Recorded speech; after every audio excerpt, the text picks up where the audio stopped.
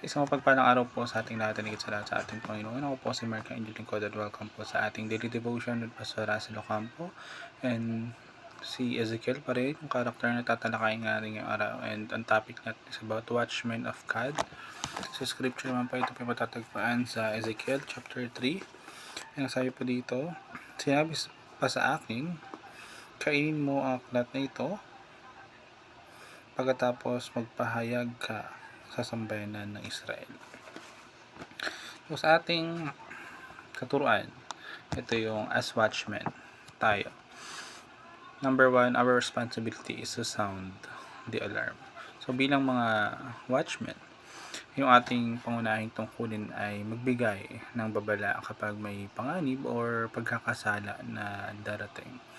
Hindi tayo dapat yung mananahimik kapag alam natin na may naliligaw na landas or naliligaw ng daan yung iba. Pangalawa natin, we must give warning even to those who hate it. So, kailangan pa rin nating ipaalam yung katotohanan kahit na ito ay ayaw o nagagalit yung nakikinig sa atin. And yung pagtupad ng tungkulin ay hindi nakadepende sa reaksyon ng ibang tao. Pangatlo, we must proclaim the way of salvation through Christ. So, dapat nating ipayag ng malinaw yung tanging daan patungo sa kaligtasan na makakamtan lamang sa pamagitan ng ating Panginoong Hesukristo.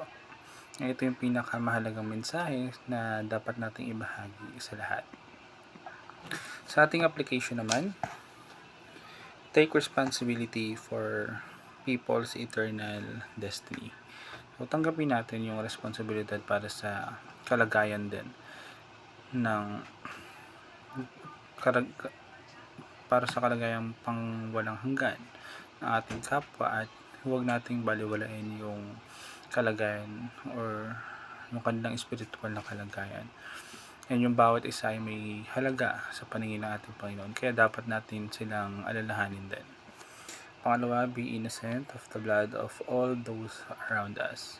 So, siguraduhin natin wala tayong kasalanan sa pagkawala ng ating kapwa sa pamamagitan ng pagbabahagi ng katotohanan habang may pagkakataon pa tayo.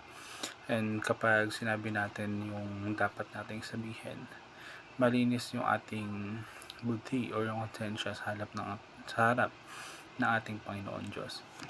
Pangatlo, do not be ashamed of the gospel of the Lord Jesus Christ. So, huwag tayong mahiya o matakot na ibahagi yung gospel kahit na tayo ay pinumuna o hinahamak ng iba. Dahil yung salita ng ating Panginoon ay makapangyarihan at nagliligtas ng buhay, kaya dapat natin itong ipagmalaki. So, yun naman po ngayong araw. Salamat po sa pakikinig and God bless po sa ating lahat.